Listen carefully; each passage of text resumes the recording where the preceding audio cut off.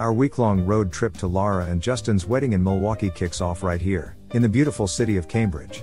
This charming riverside town surprised us with its blend of historic architecture, scenic trails, and vibrant local culture.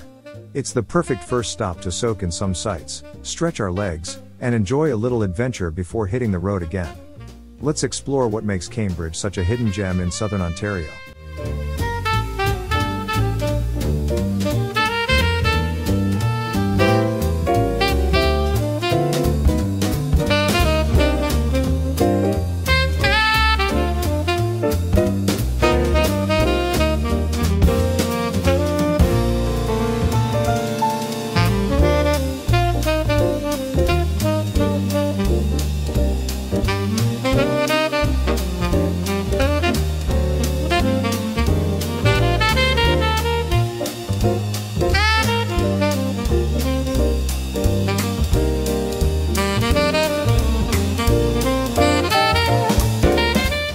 The former Galt Post Office National Historic Site of Canada is prominently situated on a corner lot overlooking the Grand River in downtown Cambridge, its location within the former community of Galt. In the mid-1880s, Galt was a prosperous manufacturing center. The construction of a monumental federal building in Galt highlights the city's importance. This building, begun in 1884 and finished in 1887, was erected to house the post office, customs, and other government services. It was designed under Dominion chief architect Thomas Fuller and built by contractor M.A. Piggott. The building was part of a national program aimed at establishing a federal presence with the erection of striking edifices on prominent sites. Among this body of works, the Galt Post Office stands out for its excellent design and masterful stonework. Over the years, the building was neglected and suffered from vandalism. The government recognized its architectural and historical legacy and designated the building as a National Historic Site in 1983. In 2012, the city of Cambridge bought the vacant building. This National Historic Site was transformed into the Idea Exchange, a bookless library focused on digital learning and creative studios, by wrapping a transparent pavilion around the restored original structure. The project blended the historic architecture with modern elements, creating a vibrant community space.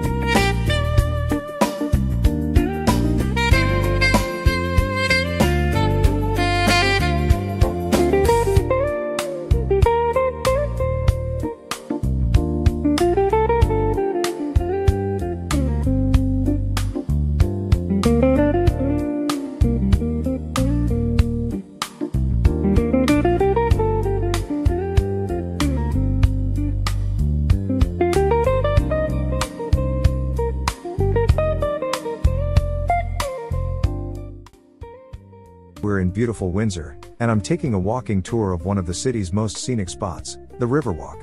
If you love waterfront views, public art, and meaningful landmarks, this is the place to be.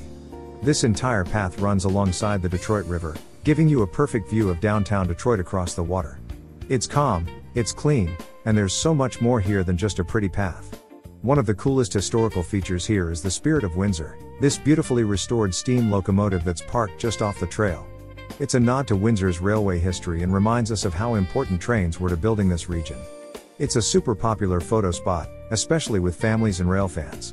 A little farther down the Riverwalk, you'll come across one of the most touching parts of this trail, the Firefighters Memorial. This monument honors the brave men and women who have served and sacrificed in Windsor's fire services. So if you ever find yourself in Windsor, take a stroll along the Riverwalk. Between the views, the landmarks like the Spirit of Windsor and the Firefighters Memorial, and just the peaceful vibe here, it's one of the best ways to experience this city.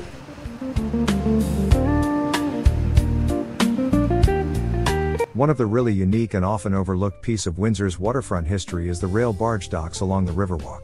These old structures might not seem like much, but they tell a story of industry, innovation, and cross-border connection.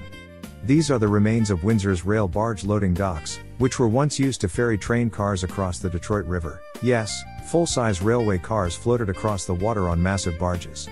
Before the rail tunnels and bridges we rely on today were built, this was one of the main ways to move goods between Canada and the United States. Trains would roll down these tracks, right onto a barge, and be tugged across to Detroit. This system was especially important during wartime and the booming industrial era, when Windsor and Detroit were key players in automotive and manufacturing production. These docks helped power the economies on both sides of the river. We're in the heart of Detroit, Michigan, exploring one of the city's most vibrant and revitalized areas, the Detroit Riverwalk. This place has totally transformed in recent years, and now it's a hotspot for walking, biking, relaxing by the water, and taking in some seriously stunning views, including that amazing skyline and the Windsor waterfront just across the river. The Riverwalk stretches for over 5 miles along the Detroit River, and it's packed with parks, public art, cafes, and spaces to just chill. But today, I want to start by taking you to one of Detroit's most iconic buildings, and probably the one you've already noticed in the background. Say hello to the General Motors Renaissance Center, or just the Ren-Ken, as locals call it. This massive, glass-covered complex is the tallest building in Detroit and a symbol of the city's industrial strength and rebirth. The center tower stands at 73 stories tall, making it the tallest building in Michigan. It's actually a group of 7 interconnected skyscrapers, with the central one serving as the Detroit Marriott, one of the highest hotels in the Western Hemisphere. Inside, the Ren-Ken is home to General Motors Global Headquarters, and you'll also find shops, restaurants, a food court, and plenty of indoor public space that's open year-round. The Renaissance Center was originally opened in 1977, as part of a vision to revitalize downtown Detroit. The name Renaissance was very intentional. It represented the city's hope for a rebirth. GM purchased the complex in the late 90s, invested heavily in renovations, and made it their global headquarters. Right outside the GM building, you're back on the Detroit Riverwalk, and across the water, that's Windsor. So yes, you're literally walking right along an international border. One of Detroit's most beautiful and iconic outdoor spaces. Welcome to Belle Isle Park. Located right in the middle of the Detroit River, Belle Isle is this 982-acre island that offers a little bit of everything. The Belle Isle Casino is one of the most visually striking and historically rich buildings on Belle Isle Park in Detroit. Though it's important to note, it's not a gambling casino like the ones you'll find downtown. Despite the name, there's no gambling involved. The term casino in this case is used in the old-fashioned sense, derived from the Italian word casa, meaning house. In the 19th and early 20th centuries, casino simply referred to a social gathering place or public hall for recreation, events, and entertainment. The current Belle Isle Casino building was completed in 1908, replacing an older wooden structure that had burned down. It was designed by architect Albert Kahn, one of Detroit's most iconic architects, who also designed the nearby Belle Isle Aquarium and Conservatory. The building features Beaux-Arts architecture, large arched windows, grand staircases, and a red tile roof, a stunning example of early 20th century civic design. Over the decades, the casino served as a central venue for dances, public events, weddings, and community gatherings. You can get to Belle Isle by driving, biking, or even walking across the MacArthur Bridge, which connects the island to East Jefferson Avenue and the Detroit Riverwalk. This park is seriously massive. There are open fields, wooded trails, picnic areas, and over 5 miles of shoreline. It's like escaping the city, without ever leaving it. And the best part? It's completely surrounded by water, with views of Canada on one side, and Detroit's skyline on the other. We're in beautiful St. Joseph, Michigan, and I'm taking you to one of the Great Lakes' most iconic sites, the St. Joseph North Pier Lighthouse. And we're not just going to look at it. We're going to talk about one of its most incredible features, a historic iron catwalk that tells a story of danger, duty, and survival. The North Pier stretches 1,600 feet out into the lake. At the end of it, you'll find the twin lighthouses, the outer light, shorter and cylindrical, and the inner light, which is 57 feet tall and has this beautiful red-roofed base. But here's what really makes this lighthouse special: that structure above the pier, the catwalk. Most people think it's just decorative, but it's actually a vital piece of maritime history. This catwalk was built in the early 1900s, shortly after the current lighthouse was completed in 1906. It runs the length of the pier and rises above it like a spine of iron. It's about 14 feet above the pier at its highest point, made of riveted steel beams and graded walkways. It allowed lighthouse keepers to reach the light during the worst storms, when waves would crash over the pier, turning the walkway below into a death trap. Most catwalks like this were removed when lighthouses were automated in the mid-20th century. But St. Joseph's Catwalk is one of the few surviving original catwalks on the Great Lakes. It was almost dismantled, but, thanks to a huge local preservation effort, it was restored in 2016. Today, it stands as one of only 4 surviving catwalks of its kind in Michigan. It's not just steel, it's a symbol of human grit in the face of natural power. The inner lighthouse still has its Fresnel lens, and during winter storms, it becomes this epic ice sculpture. The entire catwalk gets coated in layers of ice, creating what looks like a frozen ribcage hanging over the lake. It's eerie, it's beautiful, and it's been featured in National Geographic and on countless travel blogs, but nothing beats standing here in person.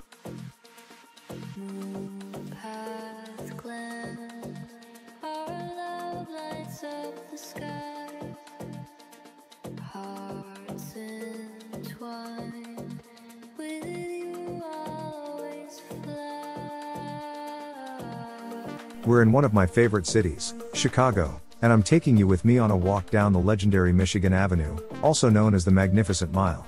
We're hitting the sights, soaking in the vibes, and yes, we're making a stop at the world's largest Starbucks, because how could I not? Chicago is one of those cities that just moves. It's fast, bold, full of character, and nowhere is that more true than right here on Michigan Avenue.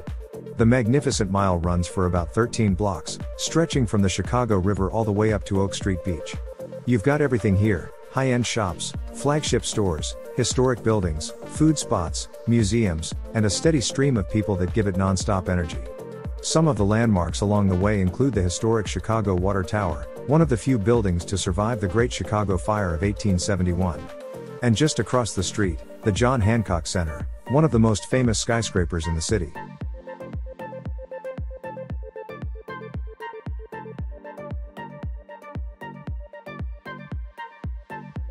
And speaking of coffee, this is the Starbucks Reserve Roastery, a 5-story, 35,000 square foot temple to all things coffee.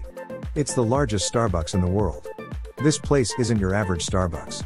They roast beans on site, have craft coffee you won't find anywhere else, and even serve coffee-inspired cocktails. There's a specialty bakery from Princi, fresh Italian pastries, an experimental coffee lab, and even a rooftop terrace, if you're lucky to catch good weather.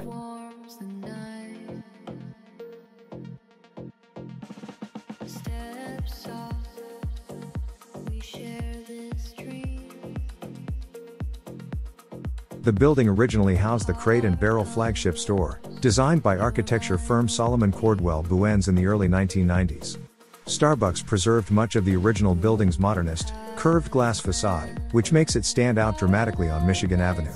It's sleek, rounded, and full of light, a great contrast to the more classic and angular architecture nearby.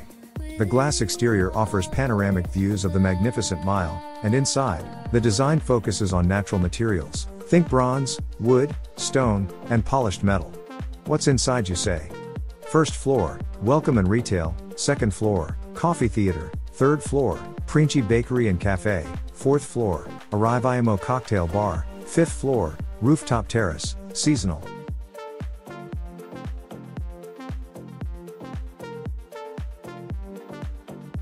One of the most Instagram features is the bronze-colored spiral conveyor that runs up through the center of the building, transporting roasted coffee beans from the roaster on the main floor to the upper levels.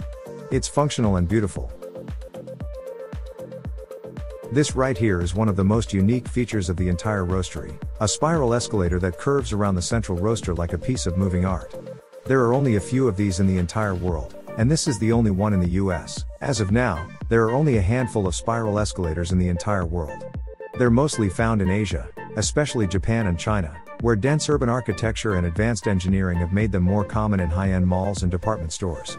The technology was first developed in the 1980s by Mitsubishi Electric. The Starbucks Roastery in Chicago is the first and only location in the US with a spiral escalator. It's not just a ride, it's part of the architecture, part of the experience.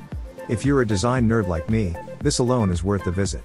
Hit that like button if you enjoyed the walk, drop a comment if you've ever been here, or if you're planning to. And don't forget to subscribe for more travel vlogs, city walks, and coffee finds around the world.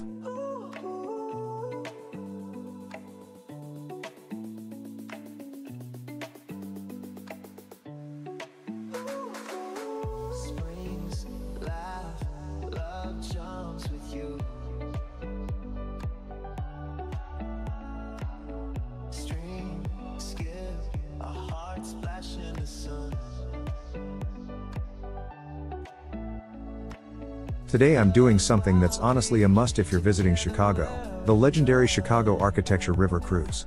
Whether you're into design, history, or just want to kick back and see the city from a totally different angle, this is the move. The cruise lasts about 90 minutes, gliding along all three branches of the Chicago River, giving you epic views of over 50 iconic buildings, from century-old skyscrapers to modern glass towers. It's like floating through a museum of architecture. As soon as we head east on the main branch, you get hit with this wow moment. Buildings towering on both sides, the river cutting right through downtown. Chicago was literally rebuilt from the ashes after the Great Fire of 1871, and the result is this amazing, layered skyline.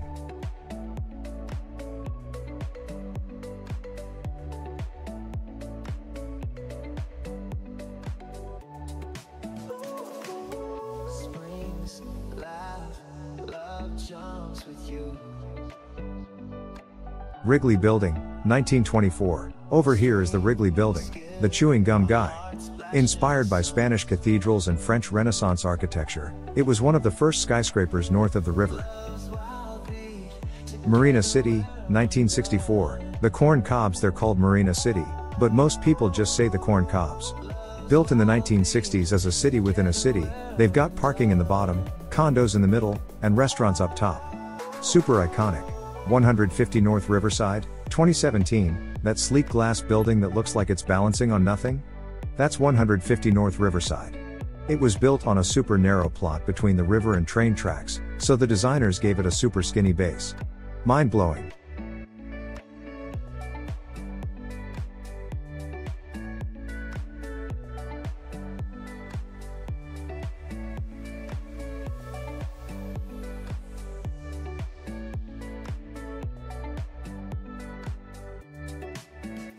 Trump Tower, 2009, that's the Trump International Hotel and Tower. Whatever your opinion of the guy, the architecture is impressive. It's one of the tallest buildings in the city, and it reflects the river beautifully. Check out Chicago's Reed Murdoch Building, built in 1914, designed by George C. Nimmons as offices and a warehouse for a big grocery company. It's now a landmarked office building with a bold clock tower and river views, recently renovated with a modern lounge and fitness space.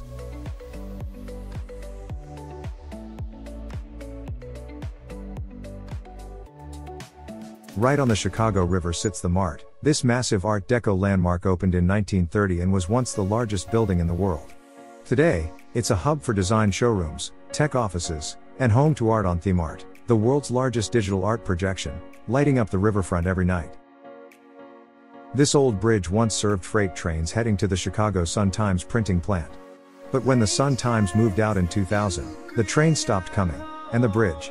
It's been frozen in time ever since, permanently raised over the river.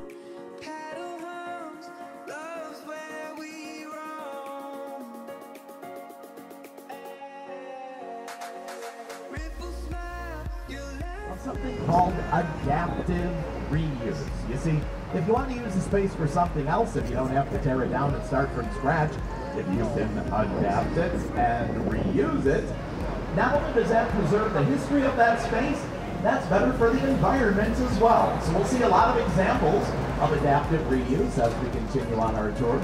We'll also see lots of balconies. This might seem obvious, but it's worth pointing out.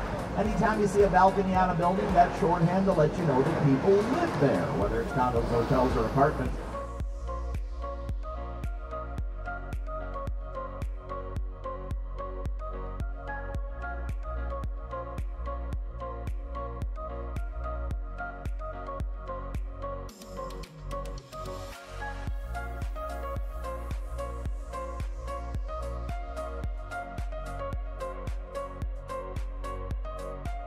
600 West Chicago Avenue. This location places the building in the River North neighborhood, a vibrant area known for its blend of historic architecture and modern developments. The building at this address is part of a mixed-use development that includes office spaces, residential units, and retail establishments. While specific historical details about the building are limited, the River North district itself has a rich history. Once an industrial hub, it has transformed over the decades into a dynamic neighborhood, attracting tech companies, creative agencies, and startups.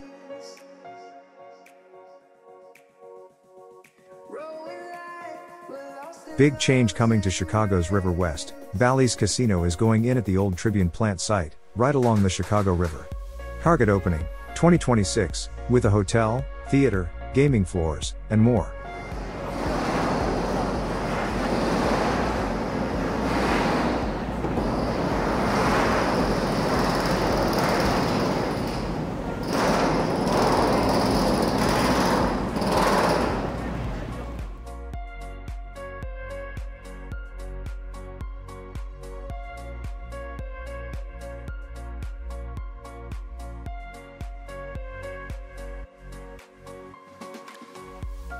Welcome to Chicago's Civic Opera Building, a 1929 Art Deco masterpiece that's home to the Lyric Opera.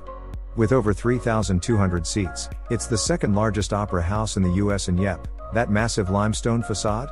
It's shaped like a giant throne facing the river. Iconic.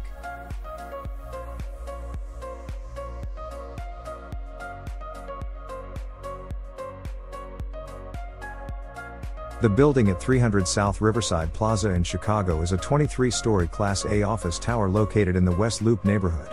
Completed in 1983 and designed by the renowned architectural firm Skidmore, Owings, and Merrill, the building features a distinctive curved glass facade that sets it apart from other structures along the Chicago River.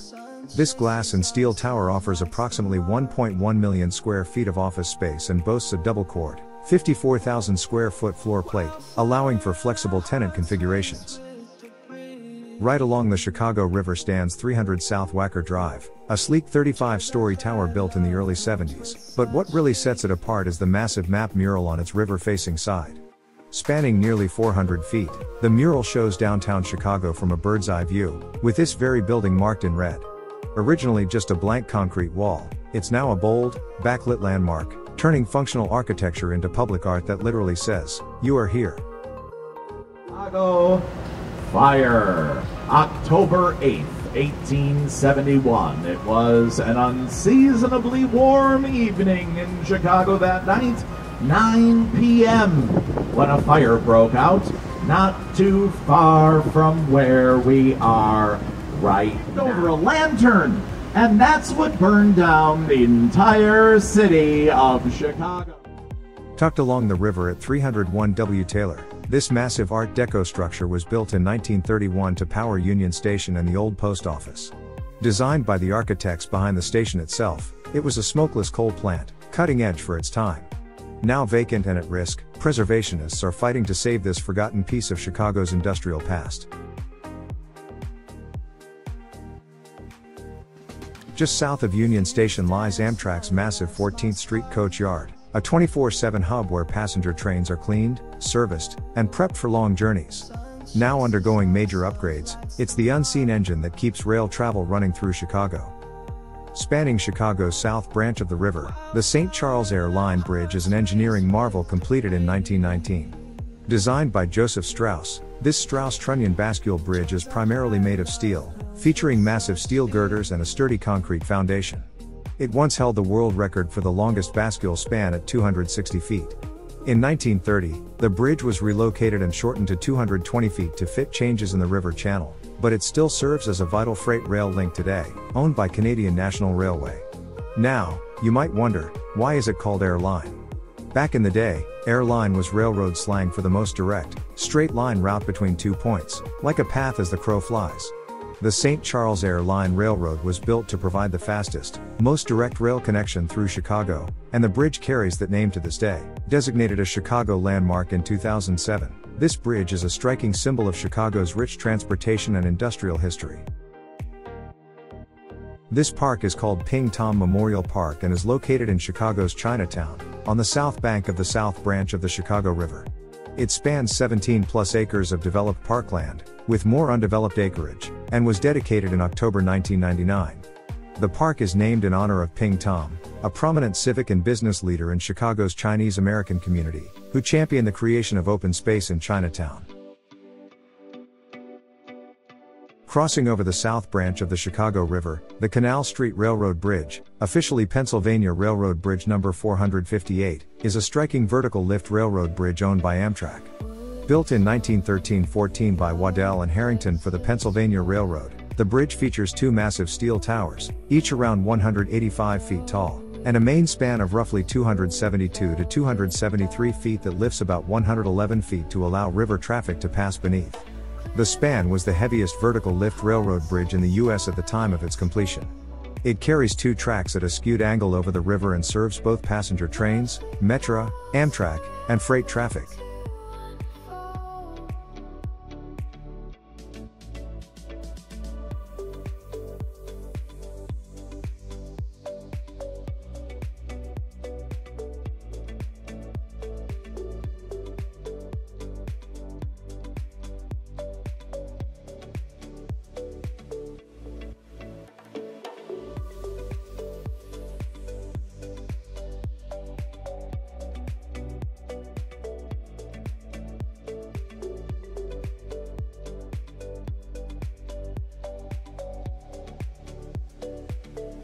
In Chicago, barges act as floating workstations beneath river bridges, letting crews access gears, trunnions, and steel supports without blocking traffic. It's a smart, efficient way to handle repairs right from the water. The St. Regis Chicago rises 101 stories, the city's third tallest building and the tallest designed by a woman. Jean Gang's design blends luxury residences with hotel space into a sculptural masterpiece. Along the side, three interconnected towers step in and out floor by floor, creating a rippling effect. The facade showcases 6 shades of blue-green glass reflecting the sky and lake. Unique balconies punctuate the design, and together they form a subtle cross shape that stands out against the glass. Near the top, open blow-through floors allow wind to pass through, reducing sway. It's a stunning mix of art, function, and engineering. Lake Point Tower is a distinctive 70-story residential skyscraper located in Chicago's Streeterville neighborhood, uniquely positioned east of Lakeshore Drive, making it the only major private structure on the lakefront side of the city. Completed in 1968, it was the tallest apartment building in the world at the time and remains an iconic part of Chicago's skyline. The construction of Lake Point Tower was a significant departure from the city's zoning norms. At the time, Chicago's zoning laws prohibited tall buildings on the lakefront side of Lakeshore Drive to preserve open space and lake views. However, Lake Point Tower was built on a triangular parcel of land that was not subject to the same zoning restrictions, allowing for its construction. This unique location and the building's design have led to its status as a lone tower in its neighborhood.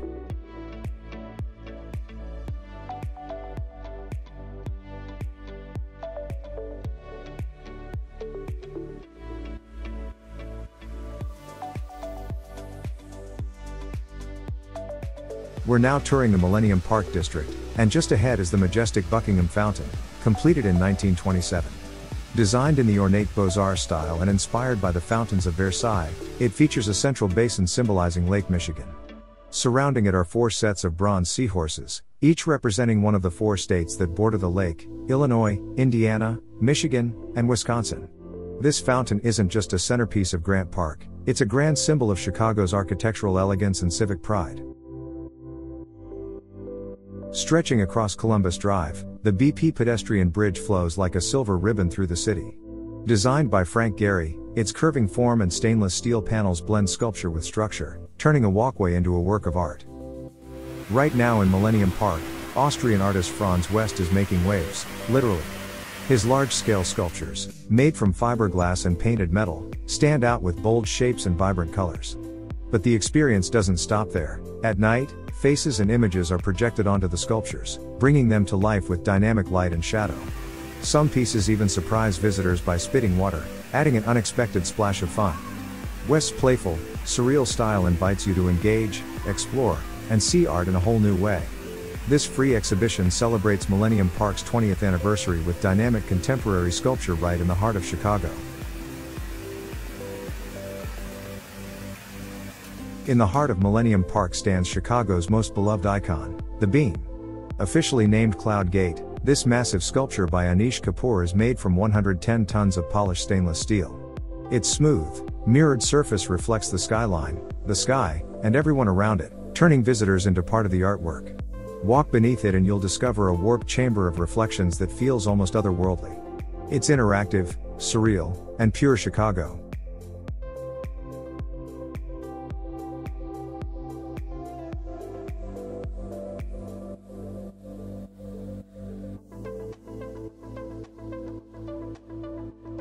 Standing tall at the entrance of the Cancer Survivors Garden, these two Corinthian columns are relics from Chicago's 1905 Federal Building.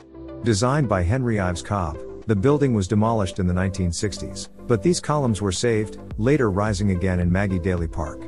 Made of granite and nearly 40 feet high, they now frame a place of reflection and hope, aligned on axis with the classical columns of the Field Museum. A powerful link between Chicago's architectural past and its living present.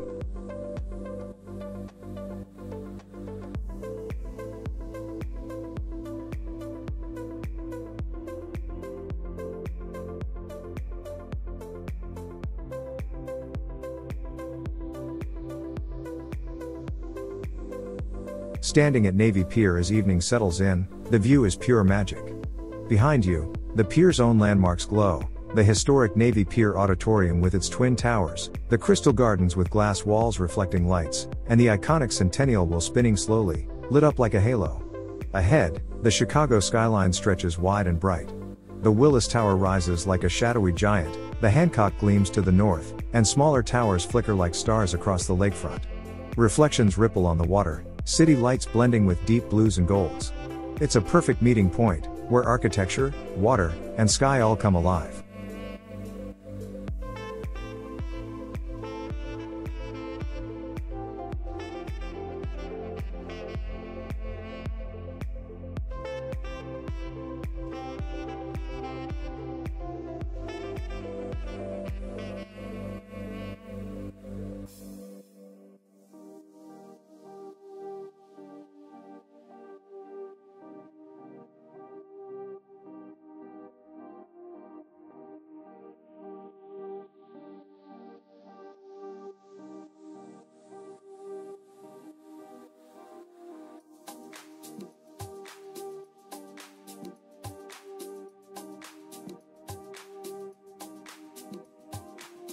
Chicago's Chinatown is a vibrant hub of culture, history, and community.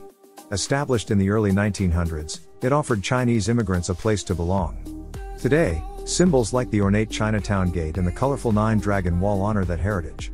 Modeled after a famous wall in Beijing, the Nine-Dragon Wall stands as a proud emblem of strength, protection, and tradition. Walk the streets here, and you'll feel the energy of generations keeping culture alive in the heart of Chicago.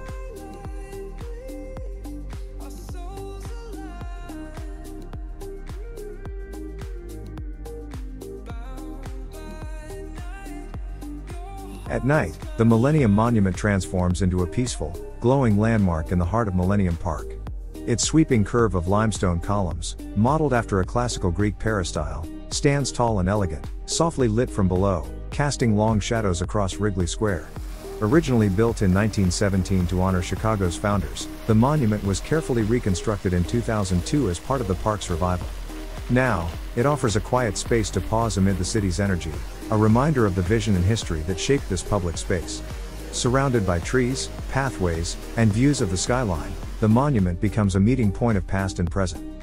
Even in the stillness of night, it speaks of legacy, architecture, and Chicago's enduring spirit.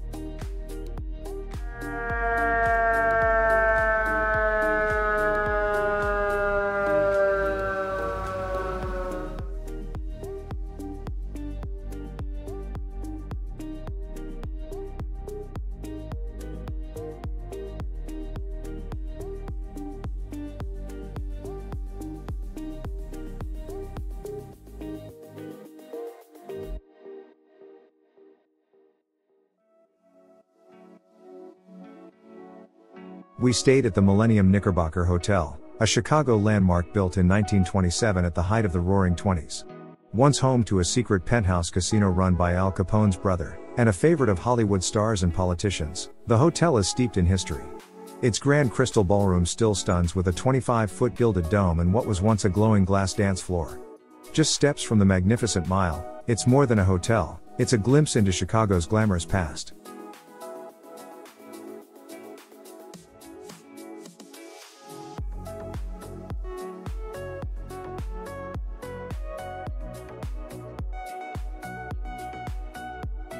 At the corner of Michigan Avenue and Washington Street stands one of Chicago's most magnificent public buildings, the Chicago Cultural Center.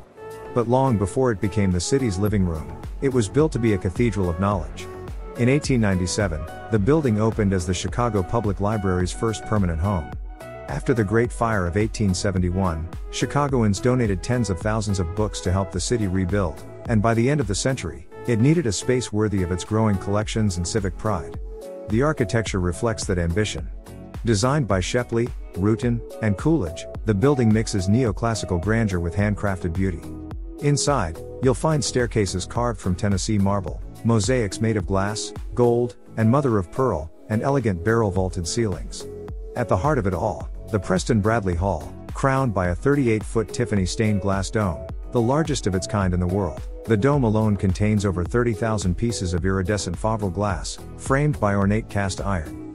And while we know the scale and materials involved, no records survive telling us how many artisans crafted or installed these mosaics back in 1897, a detail lost to history. What we do know is that modern restorations have taken teams of specialists nearly a year just to clean and restore that one dome. For nearly 80 years, this was a bustling public library, complete with reading rooms, children's areas, and Civil War memorial halls honoring Union veterans.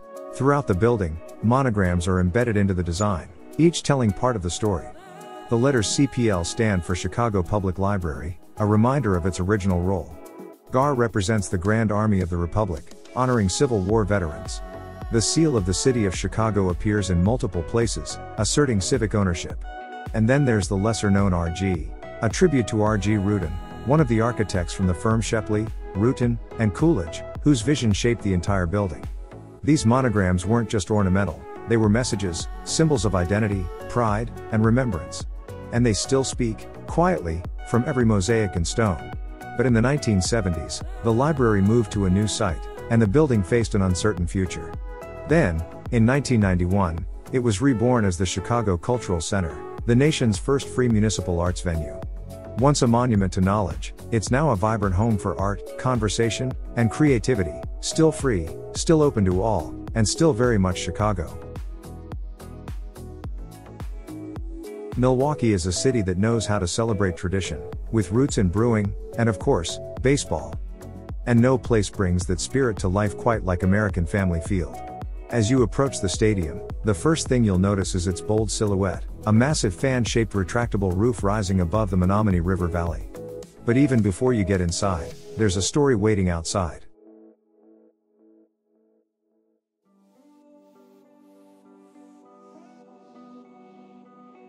In front of the main entrance, Milwaukee's baseball legends are frozen in time. A towering bronze statue of Hank Aaron swings for the fences, a tribute to one of the game's greatest, who started and ended his career here.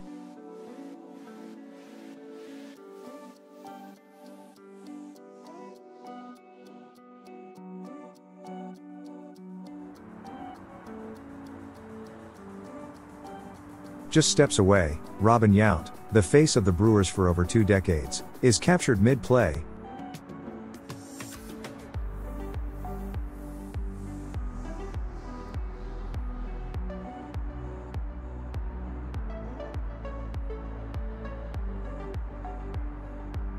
This statue honors Alan H. Bud Selig, a proud Milwaukee native and former commissioner of Major League Baseball. Selig was instrumental in bringing professional baseball back to the city by relocating the Seattle Pilots to Milwaukee in 1970, creating the Brewers. He also played a key role in securing funding and support to build American Family Field, the home of the Brewers today. Scattered along the walkways are bronze plaques that tell the story of the team's journey, from their origin as the Seattle Pilots in 1969 to their Milwaukee debut, playoff runs, and the players who became household names. Each plaque is a chapter, and fans stop to read, take photos, and relive the moments.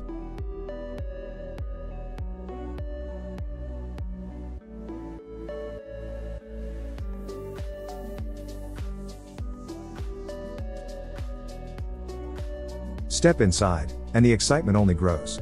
The concourses are wide and welcoming, filled with local eats, bratwursts, cheese curds, and craft beer on tap. The massive glass panels along the outfield let natural light flood the stadium, and when the retractable roof is open, you'll catch a breeze off Lake Michigan. Every seat offers a great view, and the crowd brings the energy, especially during the beloved Racing Sausages event between innings, a tradition unlike any other in Major League Baseball. American Family Field isn't just a ballpark, it's Milwaukee's front porch, where community, history, and hometown pride come together under one iconic roof.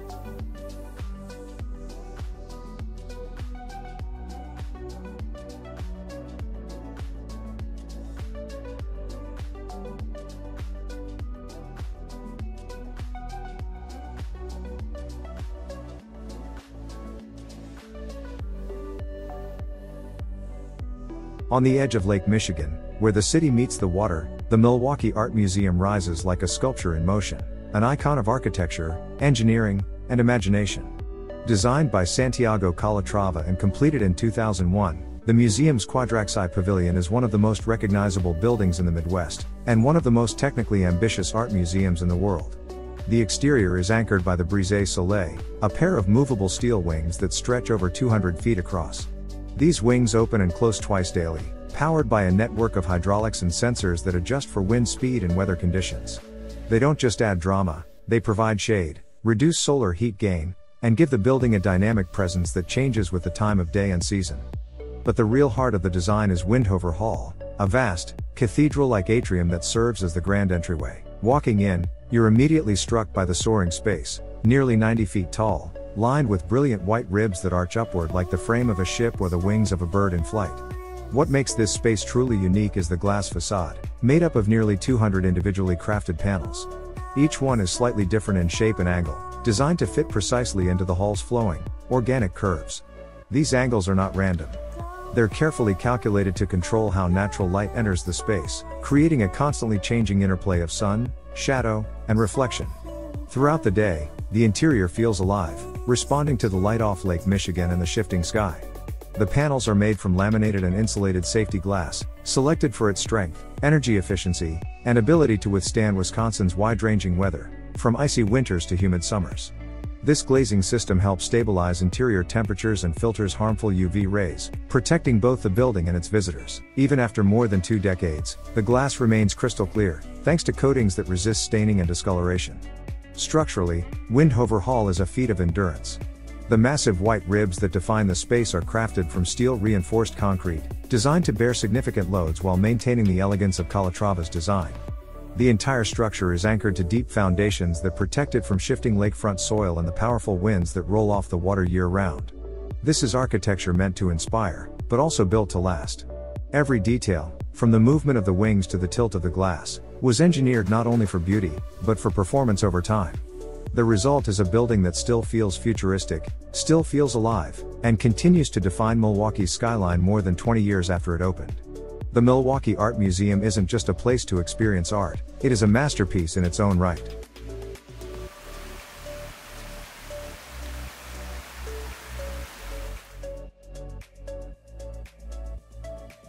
Walking up to Emmanuel Presbyterian Church in Milwaukee on Laura and Justin's wedding day felt like entering a place suspended in time.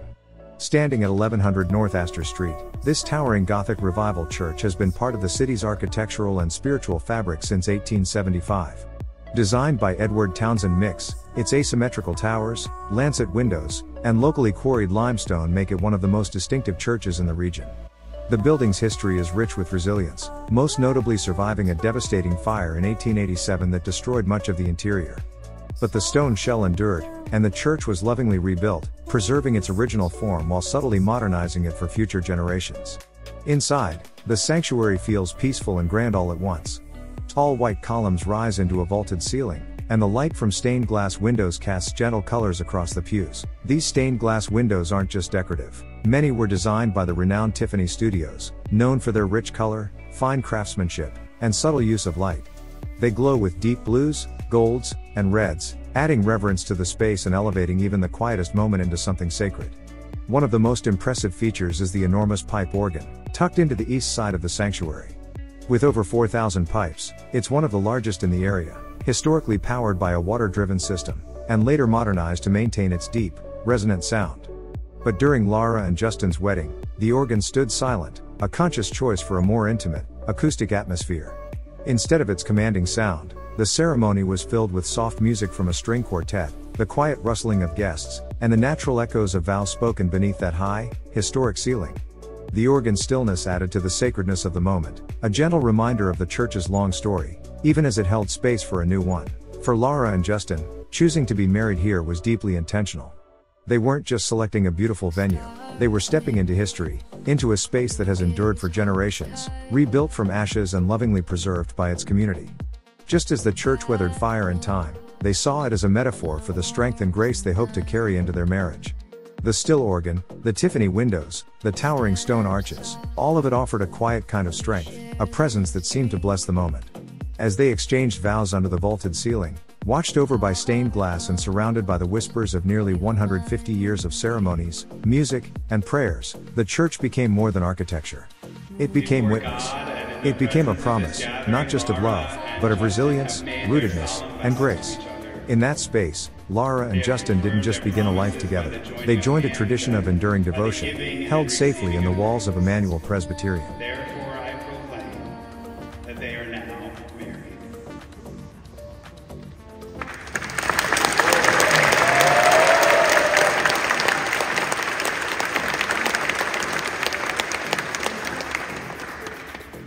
May the grace of Christ attend you, the love of God surround you, the Holy Spirit keep you, that you may live in faith, abound in hope, and grow in love, both now and forevermore. Alleluia. Amen.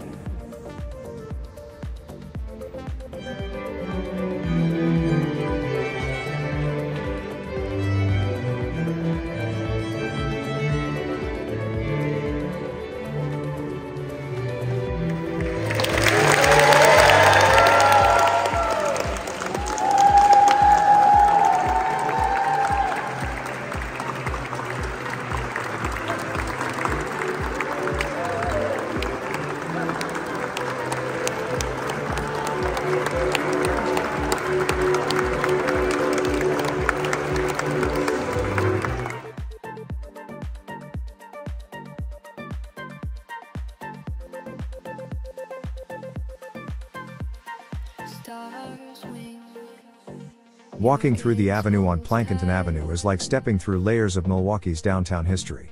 Originally the Plankinton Arcade built in 1916, this elegant structure once anchored the shops of Grand Avenue Mall.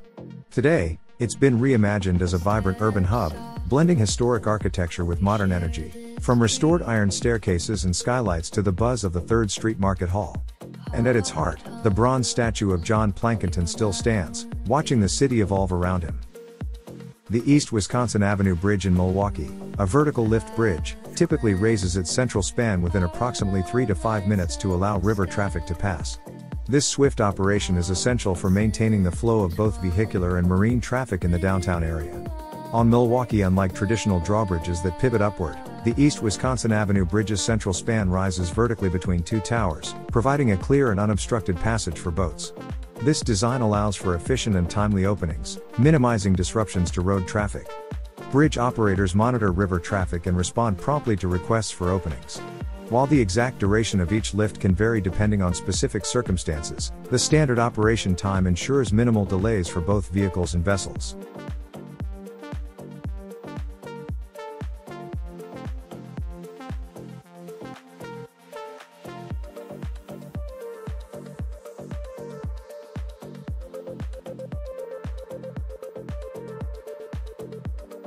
Nestled in the heart of downtown Milwaukee is the historic Mackey Building, home to the renowned Grain Exchange Room. Built in 1879 and designed by architect Edward Townsend Mix, the Mackey Building originally served as Milwaukee's Chamber of Commerce and the city's grain exchange. The Grain Exchange Room itself is famous for housing the world's first octagonal trading pit, a revolutionary design that transformed commodity trading floors across the nation. The Grain Exchange played a vital role in Milwaukee's brewery history. As the city rose to become one of America's top beer producers, the grain traded here supplied the region's growing number of breweries, fueling the economy and shaping Milwaukee's identity as Brew City. This grand, three-story space features soaring ceilings, ornate frescoes, and elegant architectural details that reflect the wealth and ambition of 19th-century Milwaukee. The Mackey Building, with its striking blend of granite, limestone, and sandstone, and its 175-foot bell tower, is listed on the National Register of Historic Places. Today, the Grain Exchange Room is a premier event venue managed by Bartolotta Catering and Events. It hosts weddings, corporate gatherings, and special occasions, offering a timeless and majestic setting. Lara and Justin celebrated their wedding reception here, beginning the evening with a traditional Chinese lion dance, a powerful symbol of luck and joy. The performance honored Lara's cultural heritage and brought a vibrant energy that beautifully blended Chinese tradition with the historic spirit of the grain exchange. Whether drawn by its history, architecture, or cultural richness, the Grain Exchange Room continues to be a place where past and present meet, creating unforgettable memories in the heart of Milwaukee. At the southern tip of Canada's mainland lies Point Pelee National Park, a unique and treasured natural sanctuary where land meets the vast waters of Lake Erie. Located near Leamington, Ontario, just about 70 kilometers southeast of Windsor, Point Pelee is the southernmost point of mainland Canada and a place rich in history and ecological significance. For thousands of years, Indigenous peoples, including the Anishinaabe, used this land and its surrounding waters for hunting, fishing, and gathering, living closely with the rhythms of nature. Established in 1918 as Canada's first national park dedicated to conservation rather than recreation, Point Pelee protects one of the last remaining tracts of Carolinian forest, a rare and vibrant ecosystem found only in the southernmost part of Ontario and characterized by species more commonly found in the southern United States. This forest is home to many rare plants and animals, some of which are found nowhere else in Canada. Inside the park, you'll find a plaque honoring the significance of the Carolinian forest, a reminder of the park's vital role in protecting this delicate and disappearing habitat. The Carolinian forest thrives here on the mainland. It's not on Pelee Island, which has its own unique ecosystems but is distinct from this forest type. Point Pelee is also internationally renowned as a critical stopover for millions of migratory birds and monarch butterflies, making it a birdwatcher's paradise and a hub of biodiversity. Begin your visit by exploring the March Area Walking Trail, a peaceful path winding through marshes, forest, and meadow. Along the way, keep an eye out for herons, warblers, and the delicate flutter of monarchs resting during their long migrations. At the trail's end, climb the viewing platform, a lookout that reveals breathtaking panoramic views of Lake Erie and the surrounding wetlands. From here, you can see Middle Island, the southernmost point of land in Canada, a protected reserve closed to visitors to preserve its fragile habitat. But the journey doesn't end there. A tram service takes visitors deeper into the park, close to its southern tip. From the tram stop, it's just a 15-minute walk along a narrow trail to the southernmost accessible point of mainland Canada, a special place where the land stretches out and seems to dissolve into the lake. At the tip, the trail appears to fade beneath the water's surface, especially during low tide, where you can glimpse faint remnants of the path continuing into Lake Erie like ghostly footprints. Look southward, and on clear days, you might catch sight of the distant shoreline of Ohio. Above, hawks and other raptors soar on the warm currents, part of the millions of birds that pass through each year. Here, there are no crowds or barriers, only the gentle sounds of water, wind, and nature's quiet rhythms. Standing at the very edge of the mainland, you experience the profound stillness of being at the southernmost tip of Canada. Whether you come for the rare wildlife, the rich natural history, or simply to stand where the country ends, Point Pelee National Park offers an unforgettable journey, a place where the map stops, but the spirit roams free. ripple smile, your laugh makes my heart race. Rolling like we're lost in love's embrace.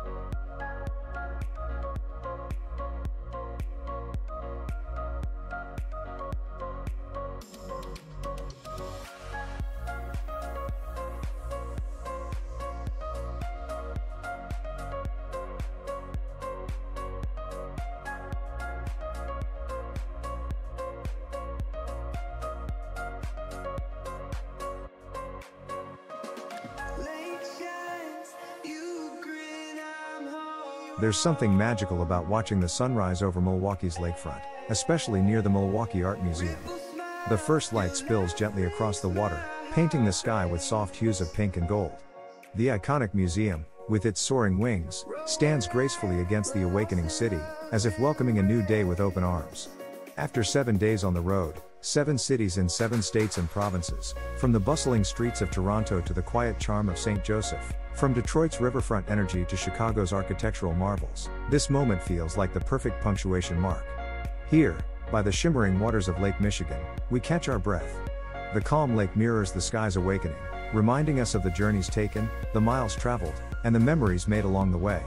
It's a peaceful pause, a chance to reflect on laughter shared, stories told, and the unexpected beauty found in every stop. And at the heart of this trip was Lara and Justin's wedding, a truly beautiful celebration. From the intimate Chinese tea ceremony honoring tradition, to the heartfelt vows exchanged in the stunning church wedding, every moment was filled with love and care. The reception at the historic grain exchange was a perfect blend of elegance and joy, reflecting the effort Lara and Justin put into making their day unforgettable for everyone. As the sun climbs higher, warming the city, we know this sunrise is more than just the start of a day. It's the closing chapter of a week-long adventure, a quiet celebration of friendship, discovery, and the open road. Milwaukee's morning light reminds us, every journey, no matter how far, always leads us home. If you enjoyed this video, please comment, like, and subscribe to my YouTube channel. See you next time.